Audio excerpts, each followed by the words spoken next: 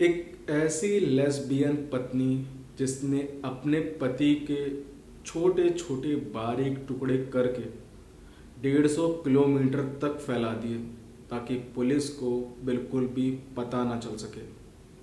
जी हाँ दोस्तों, एक लेस्बियन पत्नी जिसे अपने पति में कोई भी इंटरेस्ट नहीं था, ना ही उसे अपने पति से प्यार था।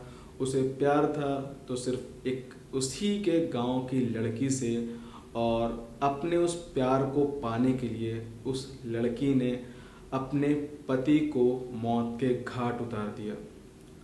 तो आइए जानते हैं दोस्तों, कौन थी ये लड़की और किस तरह इसने अपने पति को अपने प्यार को पाने के लिए, वो प्यार जो एक लड़की थी उसे पाने के लिए उसने अपने ही पति को मौत के घाट उतार दिया। तो ये कहानी है राजस्थान के जोधपुर की। सन था 2013। राजस्थान के जोधपुर का रहने वाला चरण सिंह कृषि विभाग में एक सरकारी नौकरी करता था। सरकारी नौकरी के साथ साथ चरण सिंह की उम्र हो गई थी शादी की, और परिवार वाले उसके लिए लड़की तलाश रहे थे। लड़की तलाश करते करते परिवार वालों की ये जो लड़की तलाशने की खोज है वो एक सीमा नाम की लड़की पर आके रुक जाती है। परिवार वालों को सीमा बहुत पसंद आती है। इसके बाद सीमा के परिवार वालों से बात की जाती है। दोनों ही परिवार आपस शादी के लिए मान जाते हैं, और इसके बाद सीमा और चरण सिंह को मिलाया जाता है। चरण सिंह सीमा को देखते ही शादी के लिए हाँ कर देता है, लेकिन जब सीमा से इसके बारे में पूछा जाता है तो वो शादी के लिए आनाकानी करने लगती है, मतलब मना करने लगती है। घर वालों को लगता है कि ये शायद अभी इसके लिए तैयार नहीं है या इसका मन नहीं है, इसी वजह से मना कर रही है। लेकिन जो असली वजह थी वो किसी को भी नहीं पता थी। सीमा के मना करने के बावजूद भी उसके परिवार वाले उसकी शादी 2013 में ही चरण सिंह के साथ करवा देते हैं। शादी होती है। शादी के बाद सीमा अपने ससुराल मतलब चरण सिंह के घर पे आती है और सबसे बोलचाल करती है। लेकिन जैसे ही रात होती है, चरण सिंह सीमा के साथ अपनी सुहाग रात के लिए जाता है, और जैसे ही उसके साथ फिजिकल होने की कोशिश करता है, सीमा उसे मना कर देती है। चरण सिंह को लगता है कि अभी वो उसके लिए शायद तैयार नहीं है या थक गई है, इसी वजह से वो सीमा की बात मानकर उससे दूर हट जाता है। लेकिन ये सिलसिला ऐसा ही चलता रहता है। अगला दिन आता है, अगला दिन भी ऐसे ही होता है। सीमा घर परिवार में सबसे बात करती है, लेकिन चरण सिंह से दूर रहती है, खिंची खिंची रहती है, उस पर गुस्सा सी रहती है। चरण सिंह को लगता है कि शायद अभी नया नया परिवार मिला है इसको, नए नए लोग हैं, अभी सही इस माहौल में ढल नहीं पा रही है, शायद इसी वजह से इसका बर्ताव ऐसा है। तो वो इसे इस चीज़ का इसके लिए टाइम दे देता है। लेकिन सीमा किसी और ही दुनिया में खोई हुई थी। उसे तो बस अपनी उस प्रेमिका से मिलना था जो उसी के गांव में रहती थी। वो उससे मिलने के नए नए तरीके ढूंढ रही थी कि तभी उसे आइडिया आता है। शादी के बाद अक्सर जो लड़की रहती है वो वापस अपने मायके जाती है, और इस परंपरा को गौना कहते हैं। अलग अलग राज्यों में अलग अलग नामों से जाना जाता है। तो जो सीमा रहती है उसको इसी चीज़ का आइडिया आता है कि जब गौना होगा वो अपने घर वापस जाएगी, उसके बाद वो वापस नहीं आएगी। और होता भी कुछ ऐसा ही है। जब गौना होता है तो सीमा है वो अपने पति चरण सिंह से कहती है गौना के बाद हम दोनों सही से रहेंगे, और इसके बाद चरण सिंह खुशी खुशी सीमा को उसके घर छोड़ देता है। लेकिन जैसे ही सीमा अपने घर पहुंचती है वो खुशी खुशी जाके अपनी उस प्रेमिका से जाके मिलती है और उसके साथ ही हम बिस्तर होने लग जाती है। सीमा अपने घर आके बहुत ज़्यादा ही खुश थी क्योंकि उसे उसका प्यार वापस मिल गया था। अब वो रोज़ अपने प्यार से मिला करती थी, और धीरे धीरे ऐसे ही करके एक दिन बीता, 2 दिन बीता, और फिर धीरे धीरे हफ्ते बीतने लग गए। जो सीमा थी वो अपनी ही दुनिया में मगन थी। उसे बिल्कुल भी अपने पति और ससुराल के बारे में बिल्कुल भी ध्यान नहीं था। लेकिन जब इधर से चरण सिंह उसके अपने ससुराल वालों को कॉल करके बोलता है वापस बुलाने के लिए, तब जो सीमा रहती है वो ना जाने के लिए अलग अलग तरह के बहाने करने लग जाती है। सीमा को याद आ जाता है कि अब उसे वापस जाना है, तो वो ना जाने के लिए नए नए बहाने करने लग जाती है। सीमा कभी बोलती है कि मेरे ससुराल वाले हैं वो अच्छे नहीं हैं, वो मार पीट करते हैं, गाली गलौज करते हैं, वो सही लोग नहीं हैं। सीमा के परिवार वाले बोलते हैं कि तुम्हारी अभी नई नई शादी हुई है, इसलिए तुमको ऐसा लगता है, तुम जाओ, ऐसा कुछ भी नहीं है। सीमा को जब समझ में आ जाता है कि उसके घर वाले नहीं मानेंगे, ऐसे वो ज़बरदस्ती भेज के ही रहेंगे, तो सीमा उन्हें अपने आप को मारने की धमकी देती है। सीमा कहती है कि अगर आप लोगों ने मुझे वहाँ भेजा तो मैं अपनी जान ले लूँगी। सीमा कहीं खुद की जान न ले ले इस डर की वजह से परिवार वाले उसको उसके ससुराल नहीं भेजते हैं और चरण सिंह को समझा बुझा के रखते हैं। इधर सीमा रोज रोज अपनी प्रेमिका से मिलती है और इसी तरह करते करते हफ्ते बीतते हैं, हफ्ते के बाद साल बीतने लग जाते हैं। अब इसी बीच जब 3 से 4 साल बीत जाते हैं शादी के और जो सीमा रहती है वो अपने ससुराल नहीं आती है, तो चरण सिंह बहुत ज़्यादा फ्रस्ट्रेट हो जाता है, वो बहुत ज़्यादा गुस्सा हो जाता है और वो अपने ससुराल वालों से एक बार बात करके क्लियर करना चाहता था कि अगर आपको रिश्ता चलाना है तो अपनी लड़की को भेजिए, नहीं तो फिर इस रिश्ते को ख़त्म कर दीजिए। चरण सिंह अपने ससुराल वालों को जाकर बोलता भी यही है कि अगर आपको रिश्ता चलाना है तो अपनी बेटी को हमारे घर भेज दीजिए, अन्यथा इस रिश्ते को ख़त्म कर दीजिए, और ज़्यादा वेट नहीं कर सकता। इसके बाद उसके ससुराल वाले मतलब सीमा के घर वाले चरण सिंह को समझा बुझा के उसको वापस भेज देते हैं जैसे तैसे करके। इधर जो सीमा की जो 2 बहनें थी, एक बबीता और दूसरी प्रियंका, उन दोनों का कहना ये था कि जो चरण सिंह था वो बहुत ज़्यादा मतलब जब जब मिलता था उनसे वो अश्लील बातें करता था, वो उसके साथ छेड़खानी करता था। मतलब कि जो सीमा की दोनों बहनें थी बबीता और प्रियंका, जो वो दोनों ही चरण सिंह को बिल्कुल भी पसंद नहीं करती थी और इन दोनों ही बहनों को जो सीमा की गर्लफ्रेंड थी उसके बारे में पता था। इधर चरण सिंह एक बार फिर अपने काम में व्यस्त हो जाता है और इंतज़ार करता है उसकी पत्नी के वापस आने का, लेकिन ऐसा नहीं होता है। धीरे धीरे ये जो समय था 4 साल से अब 7 साल का हो चुका था। समय आता है 2020 का। चरण सिंह बहुत परेशान हो जाता है, उसकी पत्नी वापस नहीं आती है। चरण सिंह सीमा को कॉल करके बोल देता है कि मैं तुम्हें अब अपने घर वापस ला के रहूँगा, चाहे लीगल तरीके से या इलीगल तरीके से, कैसे भी करके मैं तुम्हें अपने घर वापस ला के ही रहूँगा। इधर सीमा अब इस बात को लेके टेंशन में आ जाती है कि चरण सिंह कुछ भी कर ले मुझे वापस लेके जाएगा, और काफ़ी लंबा समय भी हो गया है। उसे डर था कि अगर वो चरण सिंह के घर जाएगी तो वो अपनी प्रेमिका से नहीं मिल पाएगी। अब इधर जब सीमा को इस बात की टेंशन होने लग गई थी कि चरण सिंह आएगा और उसे अपने साथ लेकर चला जाएगा, तो वो अपनी प्रेमिका से हमेशा के लिए अलग हो जाएगी। यहीं से शुरुआत होती है चरण सिंह को मारने की, मतलब एक क्राइम की। सीमा रहती है वो अपनी प्रेमिका से दूर ना हो, इसलिए चरण सिंह को मारने की प्लानिंग करती है और इस प्लानिंग में उसकी दोनों बहनें बबीता और प्रियंका भी सीमा का साथ देती हैं, क्योंकि प्रियंका और बबीता को दोनों को ही चरण सिंह बिल्कुल पसंद नहीं था। उनके अकॉर्डिंग चरण सिंह उन्हें छेड़ता था और अश्लील बातें करता था। तो इधर अब ये फाइनली ये तीनों सीमा और उनकी दोनों बहनें चरण सिंह को मारने का प्लान बना लेती हैं और ये कहती हैं कि ठीक है हम उसको मार तो देंगे, लेकिन उतनी बड़ी बॉडी को इधर से उधर ले जाने के लिए किसी मर्द की, किसी आदमी की ज़रूरत पड़ेगी, वो कहाँ से लाएंगे। बबीता कहती है कि उसका इंतज़ाम मैं कर दूंगी। बबीता अपने एक एक्स आर्मी दोस्त धियाराम के पास जाती है और उससे सारी बातें बताती है और उससे मदद मांगती है। इसमें उसका दोस्त धियाराम साफ मना कर देता है कि वो इस प्लान में बिल्कुल भी साथ नहीं देगा। लेकिन इसके बाद एक बार फिर से ये तीनों ही बहनें जाके धियाराम को बताती हैं कि किस तरह उनका जो जीजा है, मतलब कि सीमा का पति, वो किस तरह इन्हें परेशान करता है और उसकी दीदी को भी परेशान करता है और उन दोनों बहनों को भी परेशान करता है। जब वो इस तरह की कहानी बनाकर बताती हैं तो दियाराम पिघल जाता है और उनकी बातें मान लेता है। इसके बाद अब प्लानिंग होती है मारने की।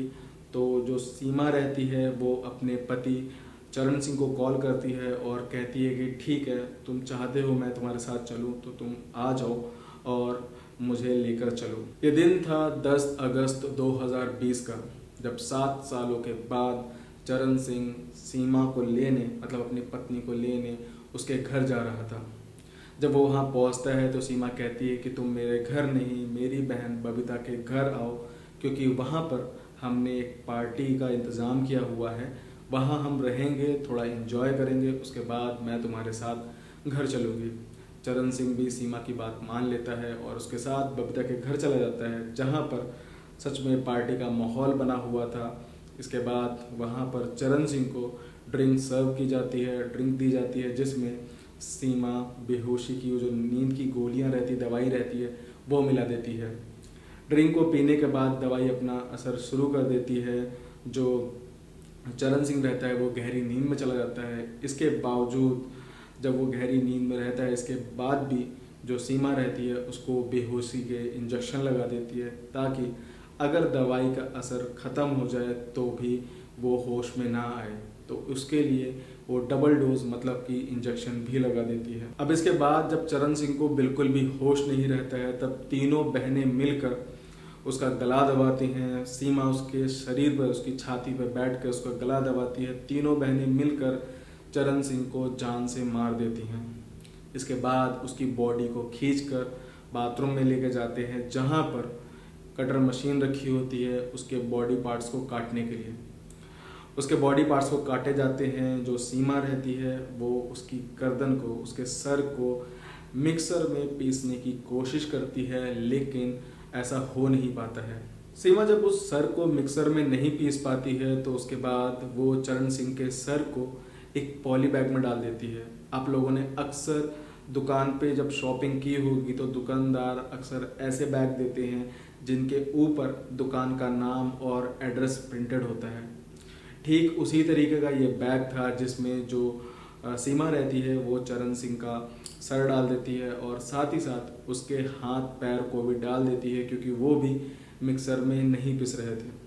तो उसके हाथ पैरों को और सर को अलग अलग पॉली बैग में डाल देती है, जिसके ऊपर दुकान का नाम और एड्रेस प्रिंटेड था। और यही सबसे बड़ा सबूत था पुलिस के लिए सीमा को पकड़वाने के लिए। इसके बाद सीमा बॉडी के बाकी पार्ट्स को मिक्सर में पीस देती है, बिल्कुल कीमा बना देती है। और फिर उन जो कीमा रहता है बॉडी का, जो छोटे छोटे टुकड़े रहते हैं, उसे कम से कम 150 किलोमीटर तक पूरे रास्ते भर उसको फेंकते हुए जाती है, ताकि किसी को इसकी भनक ना लगे कि आखिर ये जो मांस है वो है किसका। वो बबीता के दोस्त जो दियाराम रहता है उसके साथ गाड़ी पे बैठ कर 150 किलोमीटर तक जाते हुए हर जगह वो मांस के टुकड़े फेंकते हुए जाती है, जिससे पुलिस वाले उसको पकड़ ना पाए। इसके बाद सीमा उस सर और हाथ पैर को उसके घर से 100 किलोमीटर दूर एक गंदे से नाले में उस सर और हाथ पैर को फेंक देती है। उसे लगता है कि कौन ही चेक करेगा, लेकिन वो सर और पैर जो और हाथ जो हिस्से थे बॉडी के, वो बहते बहते सीवेज लाइन में चले जाते हैं। वो बनार थाना, राजस्थान का एक बनार थाना है, वहीं पे सीवेज ट्रीटमेंट प्लान के पास पहुंचते हैं। जब वहाँ के सफाई कर्मचारी सफाई कर रहे होते हैं तब उन्हें एक बैग मिलता है, और जब वो बैग उठाते हैं तो उसमें एक इंसान का सर होता है, और वो सर इसी का, चरण सिंह का होता है। इसके बाद बनार थाना की पुलिस को तुरंत इन्फॉर्म किया जाता है।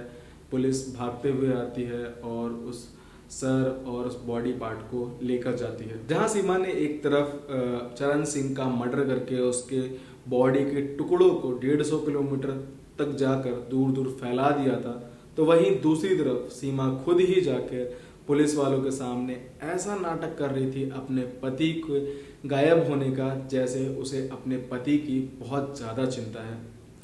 उसने अपने घर वालों को, फैमिली, अपने ससुराल वालों को और पुलिस वालों को भी ऐसा बेवकूफ़ बनाया कि सबको यही लग रहा था कि सच में सीमा को अपने पति की बहुत ज़्यादा टेंशन है और उसका पति सच में खो गया है। इसके बाद जब बनाड़ थाने की पुलिस को खबर मिलती है और इधर जब पुलिस को खबर मिलती है कि हाँ कोई पर्सन मिसिंग है, तो जांच शुरू की जाती है। पुलिस को जब पूरी जानकारी मिलती है सीमा और चरण सिंह के रिश्ते के बारे में, तो पता चलता है कि जो सीमा है वो अपने ससुराल तो जाती ही नहीं थी, और जब उसे पता चला कि जो चरण सिंह था मिलने तो सीमा से गया था, लेकिन उसके बाद पता नहीं चला कहीं भी उसका, तो पुलिस को शक तो था ही पूरी तरीके से सीमा के ऊपर कि हो ना हो इसने ही कुछ किया है, लेकिन पुलिस के पास सबूत नहीं थे। लेकिन वहीं दूसरी तरफ जब बनाड़ थाने की पुलिस को वो सर और हाथ पैर मिलते हैं और उसके ऊपर जो उस हाथ और पैर जिस पॉली बैग में थे, उस बैग के ऊपर जिस दुकान का नाम था, जिस दुकान का नाम था, वो उस दुकान पे पहुंच। पुलिस वालों को जो बैग मिला था उसके ऊपर जो दुकान का नाम था वो था किसी कालू का, जो कि आनंदपुर का था, और दूसरे थैली पे था मेडी सिटी का। पुलिस वाले उस जो प्रिंटेड था उस बैग के ऊपर नाम और एड्रेस, उस पते पर पहुंचते हैं और जो शॉपकीपर दुकानदार होता है उससे पूछताछ करते हैं।